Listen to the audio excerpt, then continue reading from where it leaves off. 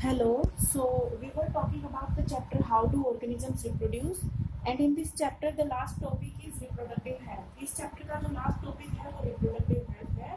हम reproductive health के बारे में बात करेंगे इस वीडियो में, जिसमें हम कॉन्ट्रासेप्शन की कुछ मेथड्स को मेनली डिस्कस करेंगे. हमारा जो मेन फोकस होगा इस वीडियो में वो होगा कि बर्थ कंट्रोल के कुछ मेथड्स होंगे जिनके बारे में हम यहाँ पे डिस्कस करेंगे. तो सबसे पहले आप समझिए रिप्रोडक्टिव हेल्थ का क्या मतलब होता है. हेल्थ का क्या मतलब होता है. WHO के अकॉर्डिंग जो हेल्थ की डेफिनेशन दी गई थी उस डेफिनेशन पे हमने पढ़ा है. अब तक हमने जो हेल्थ की डेफिनेशन पढ़ी है WHO के according, so according to WHO health is a state of complete physical, mental, social and emotional wellbeing. यानी किसी भी इंडिविजुअल को हेल्दी हम तब कहेंगे जब वो अपने चारों एस्पेक्ट्स में हेल्दी होगा. यानी फिजिकली भी हेल्दी होना चाहिए, मेंटली भी, इमोशनली भी एंड सोशली भी. उसी तरीके से एक और हेल्थ होती है जिसको बोलते हैं रिप्रोडक्टिव हेल्थ. तो जो रिप्रोडक्टिव हेल्थ होती है उसका क्या मतलब होता है. कोई इंडिविजुअल अगर सेफ और responsible reproductive life carry out करता है तो उसको बोलेंगे कि वो रिप्रोडक्टिवली हेल्दी इंडिविजुअल है. So safe and responsible reproductive life. किसी भी इंडिविजुअल की बहुत ही सेफ और रिस्पॉन्सिबल रिप्रोडक्टिव लाइफ अगर होगी, that individual will be considered as reproductively healthy individual. अब देखिए, जब हम ह्यूमंस की बात कर रहे हैं, ह्यूमंस के अंदर रिप्रोडक्शन जो होता है सेक्सुअल तरीके से होता है. सेक्सुअल मेथड से रिप्रोड्यूस करते हैं ह्यूमन बींग्स, और उसके लिए दो ऑपोजिट सेक्स के इंडिविजुअल्स को एक दूसरे के साथ फिजिकल कांटेक्ट में आना होता है. तो उस प्रोसेस के अंदर क्योंकि इंटीमेसी बहुत क्लोज है तो इन्फेक्शन के ट्रांसफर होने के बहुत ज्यादा हाई चांसेस होते हैं. तो इसीलिए हमने पहले भी पढ़ा है और अभी भी मैं आपको इस टॉपिक को स्टार्ट करने से पहले इसमें एक दो डिजीज और एक दो इन्फेक्शंस के बारे में बताना चाहूंगी जो रिप्रोडक्शन से रिलेटेड हैं. ऐसे डिजीज को हम बोलते हैं VD stands for venereal diseases, या इसी को हम और बोलते हैं STDs. STD stands for sexually transmitted diseases. Sexually transmitted diseases. तो ये कौन से डिजीजेस हैं, इसमें मैं कुछ एग्जांपल्स यहाँ बता रही हूँ आपको. देखिए, कुछ बैक्टीरियल डिजीज हैं या बैक्टीरियल इन्फेक्शंस हैं, जैसे कि इसके अंदर हम पढ़ते हैं गोनोरिया के बारे में. गोनोरिया, सिफिलिस भी जो है वो एक बैक्टीरियल डिजीज है. Syphilis and bacteria are the two examples of bacterial diseases which lie under the category STD और VD. उसके बाद कुछ वायरल इन्फेक्शंस हैं जो वायरसेस की वजह से होती हैं. सो सबसे कॉमन, सबसे फेमस जो वायरल इन्फेक्शन है वो है HIV एड्स एंड वार्ड्स. देखिए, HIV एड्स की डेफिनेशन कई बार पूछ ली जाती है. डेफिनेशन नहीं, सॉरी, इसकी एब्रीविएशन कई बार पूछ ली जाती है. So HIV stands for human immunodeficiency virus and AIDS stands for acquired immunodeficiency virus. तो HIV एड्स की जो फुल फॉर्म है वो आपको मालूम होनी चाहिए. यहाँ पे मैंने कुछ एग्जांपल्स बताए आपको. तो देखिए, एक प्रोटेक्टिव सेक्स कैरी आउट करना चाहिए इंडिविजुअल्स को, ह्यूमन इंडिविजुअल्स को. प्रोटेक्टिव सेक्स का मतलब है कि सेक्सुअल इंटरकोर्स के दौरान कुछ ऐसे प्रैक्टिसेस और ऐसे मेथड्स को इन्वॉल्व करना अपनी सेक्सुअल प्रैक्टिस में जो इन डिजीजेस को अवॉइड करने में हेल्प करती है. अब देखिए, हमारा जो मेन फोकस है वो कॉन्ट्रासेप्शन के ऊपर है मेनली.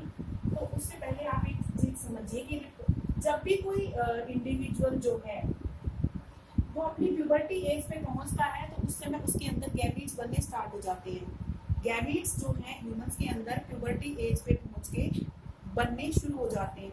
लेकिन गैमीट्स बनने का सिंपली ये मतलब नहीं है कि इंडिविजुअल रिप्रोडक्टिवली अब प्रिपेयर्ड है, रिप्रोड्यूस करने के लिए प्रिपेयर है. रिप्रोड्यूस करने के लिए किसी भी इंडिविजुअल को मेंटली, फिजिकली और मेंटली प्रिपेयर होने के साथ साथ इमोशनली और साइकोलॉजिकली भी प्रिपेयर होना होता है. इसका मतलब ये हुआ सिंपल सा, not only the physical aspect but also the emotional, mental and psychological aspects of an individual are equally responsible to carry out reproduction. Reproduction की प्रोसेस के लिए किसी इंडिविजुअल को केवल फिजिकली हेल्दी होने की जरूरत नहीं होती, बल्कि उसको मेंटली भी प्रिपेयर होना होता है, साइकोलॉजिकली भी प्रिपेयर होना होता है। लेकिन क्योंकि जब एक मेल और फीमेल के बीच सेक्सुअल इंटरकोर्स होता है तो वहां पे चांसेस होते हैं प्रेगनेंसी डेवलप करने के।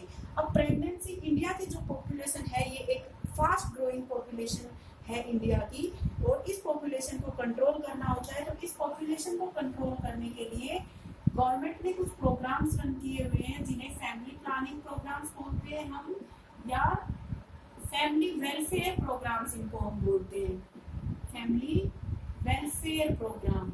ये प्रोग्राम्स किस लिए होते हैं? To control the population of India, to control population.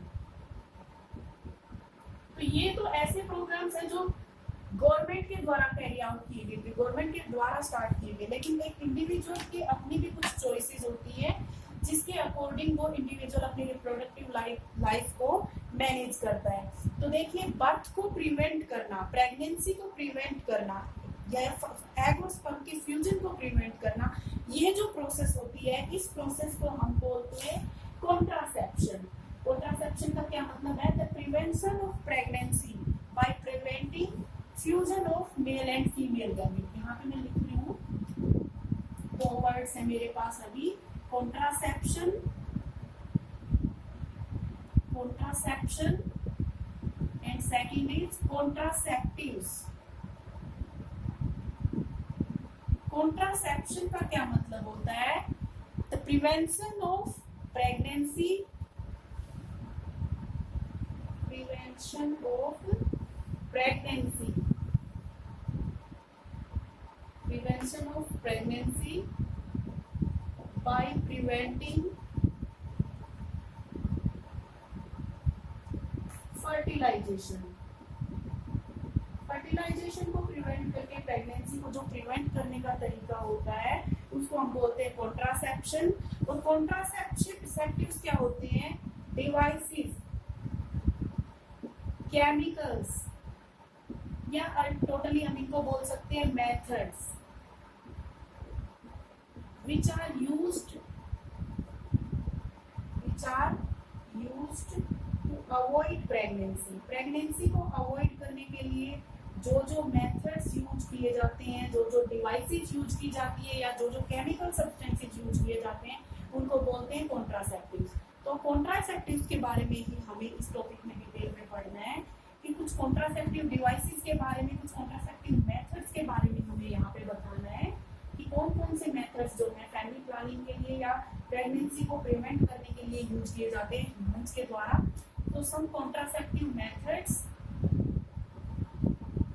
जितने भी कॉन्ट्रासेप्टिव मेथड्स होते हैं उन सारे मेथड्स को मैं कुछ कैटेगरीज में डिवाइड कर रही हूँ। Number 1, natural methods. Natural methods के बारे में पढ़ेंगे। उसके बाद हम बैरियर मेथड्स के बारे में पढ़ेंगे। बैरियर मेथड्स के बाद हम जो पढ़ेंगे इसके अंदर देखिए हार्मोनल कुछ मेथड्स होते हैं, हार्मोनल मेथड्स होते हैं कॉन्ट्रासेप्शन के। Natural method, hormonal methods,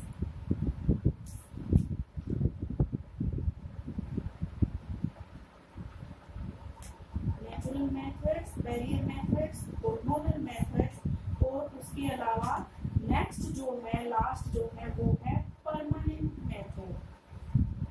fourth one is surgical method या परमानेंट मेथड। इसको मैं नाम लिख रही हूँ सर्जिकल मेथड। और लास्ट में एक यहाँ पे लिखूंगी, एक स्पेशल केस है ये, इसको बोलते हैं हम अबॉर्शन। मैं एक बार फिर से आपके सामने रिपीट कर रही हूँ ये सारे मेथड्स। कॉन्ट्रासेप्शन का मतलब है प्रेगनेंसी को अवॉइड करना, और कॉन्ट्रासेप्टिव का मतलब है प्रेगनेंसी को अवॉइड करने के लिए जो जो चीजें हम यूज करते हैं, जो जो मेथड्स या डिवाइसेस या केमिकल्स यूज करते हैं वो सब कॉन्ट्रासेप्टिव बोले जाते हैं। तो यहाँ पे मैंने कॉन्ट्रासेप्शन के कुछ मेथड्स लिखे हुए हैं। देखिए पहला जो है वो है नेचुरल मेथड, फिर बैरियर मेथड, फिर hormonal method, surgical method and abortion. अब देखिए इसके अंदर जो ये तीन मेथड्स हैं, natural method, barrier method and hormonal method, these three are temporary methods. ये टेम्पोरेरी मेथड्स होते हैं कॉन्ट्रासेप्शन के, जबकि जो लास्ट के दो मेथड्स हैं, दो भी नहीं बल्कि ये जो सर्जिकल मेथड है ये परमानेंट भी हो सकता है और ये लेकिन रिवर्सिबल भी होता है। ये इसको रिवर्स किया जा सकता है लेकिन इसको परमानेंट भी तरीके से भी यूज किया जा सकता है। कैसे वो मैं अभी आगे आपको बताऊंगी। इसके अलावा लास्ट एक जो मेथड मैंने लिखा हुआ है जिसको अबॉर्शन भी बोला जाता है या इसी को मेडिकल टर्मिनेशन ऑफ प्रेगनेंसी बोला जाता है। ये मेथड तब अप्लाई किया जाता है जब एग और स्पर्म की एक बार फ्यूजन हो गया है, तो अब जो जाइगोट बन गया है उस जाइगोट को किस तरीके से बॉडी से बाहर रिमूव किया जाए, उसको किस तरीके से अबॉर्ट किया जाए, उसको बोलते हैं अबॉर्शन या मेडिकल टर्मिनेशन ऑफ प्रेगनेंसी। सबके बारे में वन बाय वन हम डिस्कस करेंगे। सबसे पहले हम बात करते हैं नेचुरल मेथड्स के बारे में। कौन कौन से मेथड्स हैं नेचुरल मेथड्स में, उनके बारे में हम देखते हैं। तो देखिए इसको आपको ऐसे ही समझना है कि ये मेथड्स में किसी भी तरह की चीज हम इस्तेमाल नहीं करते, ना कोई केमिकल ना कोई डिवाइस। नेचुरल मेथड्स है ये, बहुत नेचुरली ये होते हैं। जैसे कि आप इसको कैसे समझेंगे, पहले आप इसमें समझिए एक मेथड होता है जिसके अंदर सेफ पीरियड को यूज किया जाता है। सेफ पीरियड या इसी को रिदम मेथड भी बोलते हैं या इसी को सेफ पीरियड। देखिए इसके दो तीन नाम होते हैं, मैं अभी बता देती हूँ आपको। रिदम मेथड, सेफ पीरियड या पीरियोडिक एब्स्टिनेंस मेथड बोलते हैं हम इसको। इस मेथड के अंदर क्या होता है, ओव्यूलेशन जिस दिन होती है ओव्यूलेशन के दिन को अवॉइड करना है। अब ओव्यूलेशन हर किसी के अंदर किसी फिक्स डे पे नहीं होती है, तो ओव्यूलेशन से 2-3 दिन पहले और 2-3 दिन बाद के टाइम को अवॉइड करके जितना भी टाइम बच गया उस टाइम में अगर सेक्सुअल इंटरकोर्स किया जाता है तो किसी भी तरह की कंसीव करने के चांसेस नहीं होते हैं। इसका मतलब ये हुआ कि मेंस्ट्रुएशन से 7-8 डेज पहले और मेंस्ट्रुएशन के 7-8 डेज बाद तक जब सेक्सुअल इंटरकोर्स किया जाएगा तो उस पीरियड को बोलते हैं सेफ पीरियड। उस सेक्सुअल इंटरकोर्स से किसी भी तरह का प्रेगनेंसी जो है नहीं होती। तो 10 लिख रही हूँ मैं यहाँ पे, 10 days before and after menstruation. Menstruation के 10 दिन पहले और बाद में जो सेक्सुअल इंटरकोर्स किया जाएगा वो सेक्सुअल इंटरकोर्स किसी भी तरह की प्रेगनेंसी को कॉज नहीं करता है। दूसरा जो मेथड है उस मेथड को हम बोलते हैं विथड्रॉल मेथड। विथड्रॉल मेथड बोलिए या ये सबसे नेचुरल और सबसे ओल्ड मेथड है। इसको कोइटस इंटरप्टस बोलते हैं, कोइटस इंटरप्ट या इसी को हम और बोलते हैं विथड्रॉल मेथड। विथड्रॉल मेथड का मतलब ये है कि पेनिस को विथड्रॉ करना है फीमेल की वेजाइना से।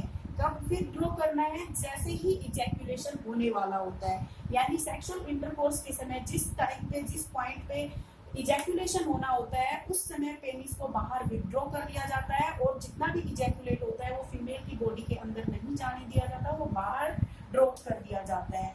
इसके बाद थर्ड जो मेथड है वो है लैक्टेशनल एमिनोरिया। लैक्टेशनल एमिनोरिया का मतलब क्या है,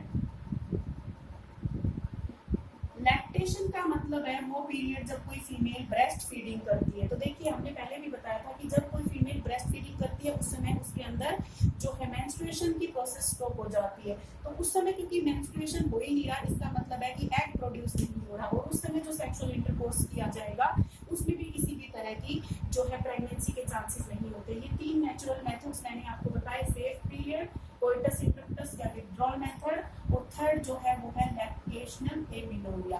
अब सेकंड जो टाइप के मेथड्स होते हैं कॉन्ट्रासेप्टिव मेथड्स, वो मेथड्स होते हैं बैरियर मेथड्स।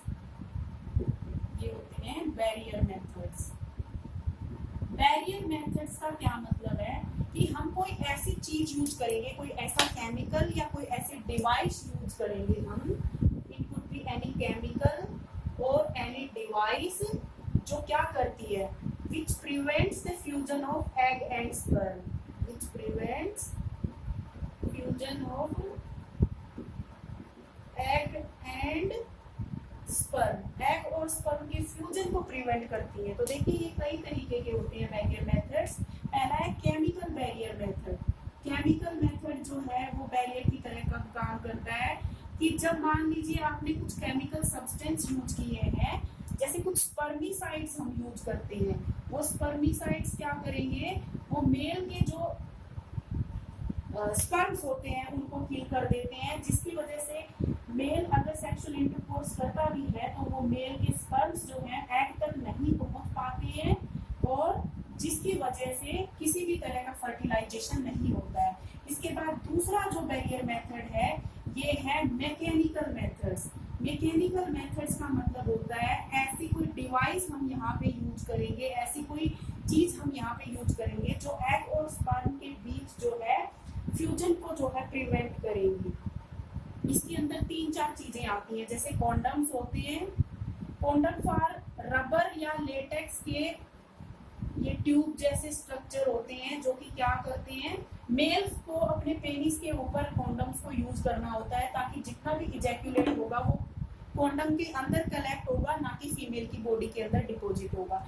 कॉन्डम्स के अलावा इसके अंदर सर्वाइकल कैप्स होती हैं, cervical caps, vaults and diaphragms.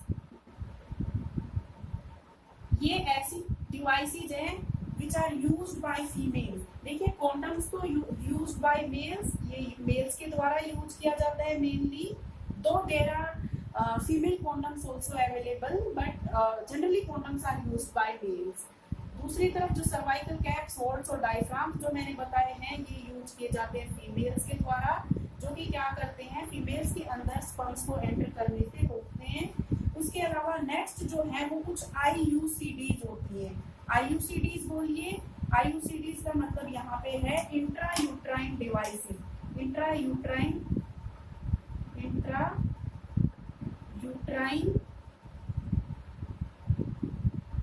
सी अगर लिखा हुआ है तो आप कॉन्ट्रासेप्टिव वर्ड यहाँ पे ऐड कर देंगे, सी अगर नहीं है तो आप इंट्रा यूट्राइन के बाद डायरेक्टली जो है डिवाइसेस लिखेंगे। तो इंट्रा यूट्राइन कॉन्ट्रासेप्टिव डिवाइसेस होती हैं।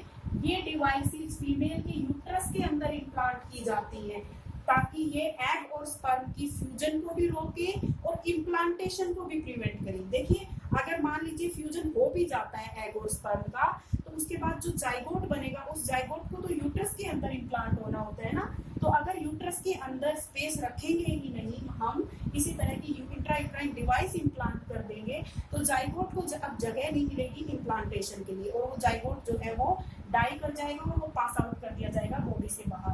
अब इंट्रायूट्राइन कॉन्ट्रासेप्टिव डिवाइसेस दो तरीके की हो सकती है, मेडिकेटेड एंड नॉन मेडिकेटेड। इसके अंदर मेनली आपने बहुत बार नाम भी सुना होगा कॉपर टी। ये इंट्रायूट्राइन डिवाइसेस जो है प्लास्टिक की भी हो सकती है, ये रबर की भी हो सकती है और ये मेटल की भी हो सकती है। तो मेन जो इंट्रायूट्राइन डिवाइसेस हैं इनके अंदर कॉपर टी होता है, लूप्स इसके अंदर यूज किए जाते हैं, मल्टी लोड जो है वो यूज किया जाता है इसके अंदर। ये कुछ इंट्रायूट्राइन डिवाइसेस हैं जिनके नाम मैं यहाँ पे लिख रही हूँ। लिपेज लूप इसके अंदर होता है, तो कॉपर टी इसके अंदर होता है, मल्टी लोड 375 होता है, LNG20 होता है, मल्टी लोड 375 LNG20। ये कुछ इंट्रायूट्राइन डिवाइसेस हैं जो फीमेल के यूट्रस के अंदर इम्प्लांट कर दी जाती हैं and which avoid fusion of male and female gamete and also avoid implantation of the embryo in uterine wall। इसके बाद नेक्स्ट जो डिवाइस है, नेक्स्ट जो मेथड है कॉन्ट्रासेप्शन का, वो मेथड है हार्मोनल मेथड या इसी को फिजियोलॉजिकल मेथड भी बोल सकते हैं। थर्ड जो मेथड है दैट इज हार्मोनल मेथड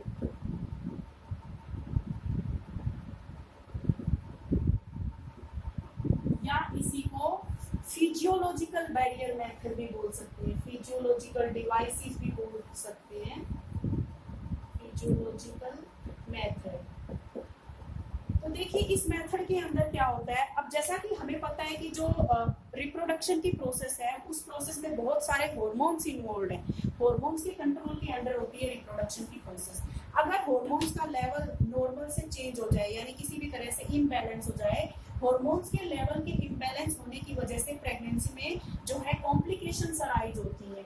तो कुछ हार्मोनल पिल्स होती है, कुछ ओरल पिल्स होती हैं जो कंज्यूम करने से प्रेगनेंसी को अवॉइड किया जा सकता है। तो ये ओरल पिल्स जो होती हैं ये इनके अंदर आइदर प्रोजेस्टेरोन ओनली, या तो केवल प्रोजेस्टेरोन हार्मोन होता है,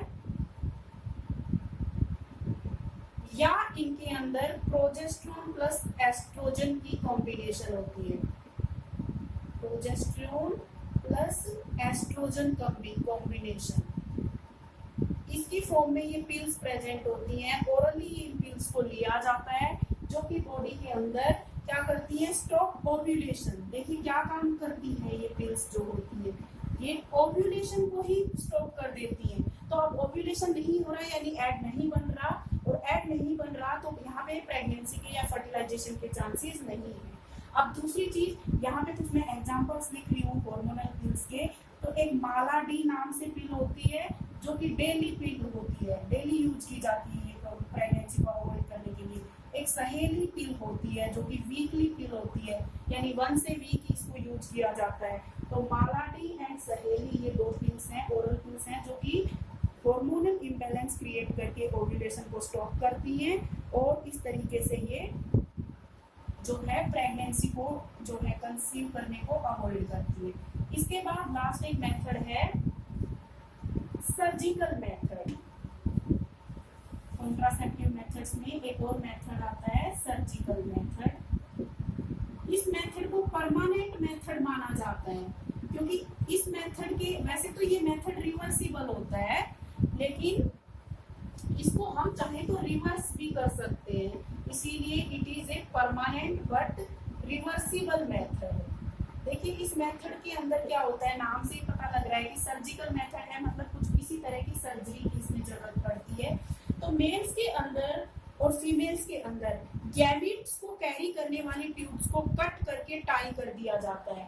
gamete carrying tubes in males and females, gamete carrying tubes in males and females, दोनों के ही अंदर आर कट एंड टाइड, इनको काट दिया जाता है और जो काटने के बाद जो 2 एंड्स बचे हैं उनको टाई कर दिया जाता है। तो इससे क्या होगा कि गैमीट्स को ब्लॉक कर दिया हमने, गैमीट्स की मूवमेंट को ब्लॉक कर दिया, ब्लॉकेज, ट्यूब्स को हमने ब्लॉकेज कर दिया जिसकी वजह से गैमीट्स की मूवमेंट रुकी। अब देखिए मेल्स की अगर हम बात करें तो मेल्स के अंदर कौन सी ट्यूब होती है जो गैमीट्स को कैरी करती है। टेस्टिस से जब स्पर्म्स रिलीज होते हैं तो वो स्पर्म्स एंटर करते हैं वासा डिफरेंशिया के अंदर। तो वासा डिफरेंशिया जो है उसका काम है स्पर्म्स को कैरी करना। तो वासा डिफरेंशिया के अंदर कट लगा के और उसके दोनों एंड्स को टाई करके सील कर दिया जाता है। तो इस प्रोसेस को बोलते हैं vasectomy, vasectomy in males. Males के अंदर वासेक्टोमी कैरी आउट की जाती है, कट एंड टाई, कट कर रहे हैं और टाई कर रहे हैं किसको, वास डिफरेंस को। दूसरी तरफ अगर फीमेल्स की बात करें तो फीमेल्स के केस में कौन सी ट्यूब है जो एग को कैरी करती है। तो देखिए फीमेल्स के अंदर एग बनते हैं ओवरीज के अंदर और ओवरीज से उन एग्स को फैलोपियन ट्यूब्स जो हैं वो कैरी करती हैं। तो फैलोपियन ट्यूब्स बोलिए या उन्हीं को हम ओविडक्ट्स भी बोलते हैं। ओविडक्ट्स को या फैलोपियन ट्यूब्स को कट करके उनके 2 एंड्स को टाई कर दिया जाता है। तो उस तरीके इस पूरी प्रोसेस को बोलते हैं ट्यूबेक्टोमी। अब इस प्रोसेस को हमने रिवर्सिबल क्यों बोला है, उन कट एंड्स को वापस से रीओपन करके फिर से रीसील किया उनको रिकनेक्ट किया जा सकता है, इसलिए इसको हमने जो है रिवर्सिबल मेथड बोला है। अदरवाइज ये सर्जिकल परमानेंट मेथड है। मेल्स के अंदर वासेक्टोमी, फीमेल्स के अंदर ट्यूबेक्टोमी किया जाता है जो कि मेल और फीमेल गैमेट्स के ट्रांसफर को स्टॉप करते हैं जिससे किसी भी तरह की प्रेगनेंसी को अवॉइड किया जा सकता है। तो ये कुछ मेथड्स थे प्रेगनेंसी को कंट्रोल करने के, कॉन्ट्रासेप्टिव मेथड जो मैंने आपके सामने यहाँ बताए। एक लास्ट जो चीज मैं यहाँ पे डिस्कस करना चाहती हूँ इन्हीं में कॉन्ट्रासेप्टिव मेथड्स में, वो चीज है अबॉर्शन। ये भी एक मेथड है प्रेगनेंसी को अवॉइड करने का। लेकिन ये मेथड यूज कब किया जाता है, देखिए, once male and female gametes have fused, once egg and sperm have fused, egg और स्पर्म जब फ्यूज हो जाते हैं उस वक्त क्या किया जाता है, voluntarily and intentionally, voluntarily and intentionally fetus is killed, fetus को किल कर दिया जाता है और बॉडी से बाहर रिमूव कर दिया जाता है। इस प्रोसेस को बोलते हैं मेडिकल टर्मिनेशन ऑफ प्रेगनेंसी। इसी का दूसरा नाम है, अबॉर्शन का दूसरा नाम है मेडिकल टर्मिनेशन ऑफ प्रेगनेंसी। इसी को MTP की फॉर्म में लिखते हैं। तो देखिए, एक तो मिसकैरिएज होता है कि जब किसी फीमेल ने कंसीव किया तो किसी प्रॉब्लम की वजह से उसका जो बेबी है, जो फीटस है उसकी वूम्ब में, उसकी डेथ हो जाती है और वो बॉडी से बाहर पास आउट कर दिया जाता है। दैट इज मिसकैरिएज, जो कि नेचुरल तरीके से हुआ है, नेचुरली हुआ है। दूसरी तरफ अगर इंटेंशनली कोई फीमेल इस तरीके से करती है, इंटेंशनली और वॉल्यूंटरीली वो फीटस को किल करती है ताकि प्रेगनेंसी को रोका जा सके, तो उसको हम बोलते हैं MTP या मेडिकल टर्मिनेशन ऑफ प्रेगनेंसी। और इसी का दूसरा नाम होता है, MTP का दूसरा जो नाम होता है वो अबॉर्शन होता है। अब देखिए, इसी को अबॉर्शन ना बोल के अब हम इसको एक और वर्ड इसके साथ ऐड कर देते हैं, इंड्यूस्ड अबॉर्शन, क्योंकि इस अबॉर्शन को इंड्यूस किया है। तो natural abortion is miscarriage and induced abortion is medical termination of pregnancy. So induced abortion is medical termination of pregnancy, while natural abortion, दूसरी तरफ मैं लिख देती हूँ, natural abortion is, इसको बोलते हैं miscarriage। इन दोनों में आपको डिफरेंस पता होना चाहिए। यहाँ पे ये पॉइंट इंपॉर्टेंट है ध्यान रखने के लिए कि जो इंड्यूस्ड अबॉर्शन होता है उसके अंदर वॉल्यूंटरीली और इंटेंशनली फीटस को किल किया जाता है। अब क्यों किया जाता है ऐसा, तो देखिए, इसको ऐसा इसलिए किया जाता है कि अगर मान लीजिए कंसीव करने के बाद जो फर्स्ट ट्राइमेस्टर पास हो जाता है, यानी कि 12 वीक्स जो है प्रेगनेंसी को हो चुके होते हैं, उस समय अगर कोई फीमेल ये जानती है कि ये, उसको पता लगता है कि उसके अंदर जो बेबी जो चल रहा है, फीड कर रहा है, वो baby is not totally normal, वो नॉर्मल नहीं है, उसके साथ कुछ जेनेटिक प्रॉब्लम्स हैं, तो उस समय उस बेबी को टर्मिनेट करना, उस प्रेगनेंसी को टर्मिनेट कर देना सही रहता है। यानी किसी भी तरह की डिजीज बेबी के अंदर अगर ऑब्जर्व कर ली जाती है या किसी भी तरह की जेनेटिक इम्बैलेंस अगर बेबी में ऑब्जर्व कर लिया जाता है, तो उसको जो है वॉलंटरीली टर्मिनेट कर दिया जाता है वहीं पे। लेकिन इसका मिसयूज ये है कि कुछ लोग सेक्स डिटर्मिनेशन के लिए इसको यूज करते हैं, फीमेल चाइल्ड को किल करने के लिए, फीमेल फिटिसाइड करने के लिए जो है इंड्यूस्ड अबॉर्शन को वो यूज करते हैं, जो कि इलीगल है। इसलिए गवर्नमेंट ने 1971 में MTP को जो है वो लीगलाइज कर दिया था। और एक क्वेश्चन जो पूछा जाता है इससे, जो बहुत इंपॉर्टेंट है, जो आपको याद रखना है, वो ये कि MTP कब तक किया जा सकता है। It can be carried out, it can be carried out up to 12th week of pregnancy। जो प्रेगनेंसी का 12th week होता है, 12th week का मतलब है फर्स्ट ट्राइमेस्टर। फर्स्ट ट्राइमेस्टर तक अगर MTP कर लिया जाता है तो दैट इज सेफ। उसके बाद अगर MTP कैरी आउट किया जाता है तो that would be lethal to the health of pregnant lady. तो इस तरीके से यहाँ पे मैंने कुछ मेथड्स आपको बताए हैं, जो कि बर्थ कंट्रोल मेथड्स हैं या कॉन्ट्रासेप्टिव मेथड्स हैं। कॉन्ट्रासेप्टिव मेथड्स का ही दूसरा क्या नाम होता है, बर्थ कंट्रोल मेथड्स। क्यों यूज किए जाते हैं ये मेथड्स? इन मेथड्स को पॉपुलेशन को कंट्रोल करने के लिए यूज किया जाता है और प्रेगनेंसी को अवॉइड करने के लिए यूज किया जाता है। तो मैं फिर से इस चैप्टर को भी और इस टॉपिक को भी समराइज कर रही हूँ आपके सामने। पहले तो मैं बता दूं, बर्थ कंट्रोल मेथड या contraceptive methods to control population, population को कंट्रोल करने के लिए, to avoid unwanted pregnancy. Unwanted pregnancy जो होती है उनको अवॉइड करने के लिए यूज किया जाता है ये मेथड। ये दो इसके सिग्निफिकेंस हैं। अब यहाँ पे देखिए ये जो चैप्टर है ये कंप्लीट हो गया है। मैं पूरे चैप्टर को आपके सामने एक बार समराइज कर रही हूँ। हमारा जो चैप्टर है इस चैप्टर का नाम था how do organisms reproduce. Organisms कैसे रिप्रोड्यूस करते हैं। इस पूरे चैप्टर में मैंने देखिए आपको क्या क्या पढ़ाया। मैं फिर से इस चैप्टर का एक आउटलाइन आपको दे रही हूँ। सबसे पहले हमने बात की इस चैप्टर के बेसिक इंट्रोडक्शन के बारे में, जिसमें मैंने आपको बताया कि रिप्रोडक्शन का मतलब क्या होता है, क्यों रिप्रोडक्शन जरूरी होता है इंडिविजुअल्स के लिए, रिप्रोडक्शन एक एसेंशियल लाइफ प्रोसेस ना होते हुए भी क्यों जरूरी है। इंट्रोडक्शन में मैंने आपको ये सब बताया। वेरिएशंस के बारे में भी मैंने आपको इंट्रोडक्शन में बताया। उसके बाद इस चैप्टर में मैंने आपको मोड्स ऑफ रिप्रोडक्शन बताया कि दो कौन कौन से तरीके हैं जिससे ऑर्गेनिजम्स जो है वो रिप्रोड्यूस करते हैं। तो asexual mode of reproduction and sexual mode of reproduction के बारे में मैंने आपको बताया। एसेक्सुअल मोड ऑफ रिप्रोडक्शन क्या होता है, इसके क्या क्या टाइप्स हैं, कौन कौन से ऑर्गेनिजम्स में ये देखने को मिलता है, ये पूरा हमने डिस्कस किया एक तरफ। On the other hand I talked about sexual mode of reproduction कि ये क्या होता है, किस तरीके से सेक्सुअल मोड ऑफ रिप्रोडक्शन में वेरिएशंस अराइज होती हैं और किस तरीके से वो वेरिएशंस जो हैं इंडिविजुअल के या पॉपुलेशन के सर्वाइवल के लिए इंपॉर्टेंट होती है। इसके बाद सेक्सुअल मोड ऑफ रिप्रोडक्शन का बेसिक पढ़ने के बाद हमने sexual mode of reproduction in flowering plants and sexual mode of reproduction in humans, इस तरीके से इस चैप्टर को कैरी आउट किया आगे। तो फ्लावरिंग प्लांट्स में सेक्सुअल मोड ऑफ रिप्रोडक्शन पढ़ा, फिर ह्यूमंस में सेक्सुअल मोड ऑफ रिप्रोडक्शन जब हमने पढ़ा तो मेल रिप्रोडक्टिव सिस्टम पढ़ा हमने, फीमेल रिप्रोडक्टिव सिस्टम पढ़ा हमने, और उसके बाद हमने रिप्रोडक्टिव हेल्थ के बारे में बात की कि किसी भी सेक्सुअली रिप्रोड्यूसिंग इंडिविजुअल में रिप्रोडक्टिव हेल्थ कैसे इंपॉर्टेंट होती है, क्यों हमें रिप्रोडक्टिव हेल्थ की जरूरत पड़ती है इसको मेंटेन करने की। और इसी टॉपिक के अंडर मैंने डिफरेंट बर्थ कंट्रोल मेथड्स या कॉन्ट्रासेप्टिव मेथड्स के बारे में आपको बताया। इस तरीके से ये चैप्टर हमारा यहाँ पे कंप्लीट होता है।